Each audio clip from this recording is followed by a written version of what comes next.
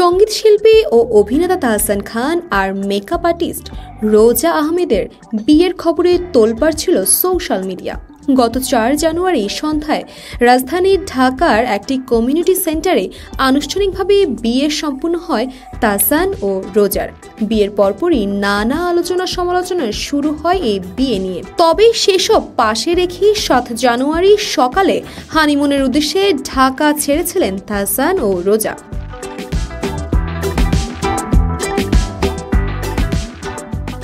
হানিমুনের উদ্দেশ্যে এই নতুন দম্পতি আছেন মালদ্বীপে। সেখানে চমৎকার সময় কাটাচ্ছেন তারা।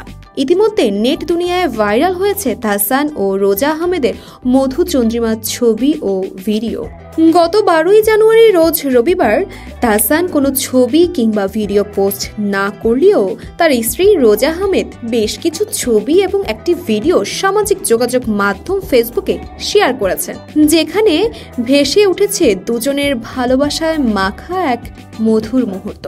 এ সময় তাহসান রোজা দম্পতির চোখে মুখে দেখা যায় রোমান্টিক আবহ।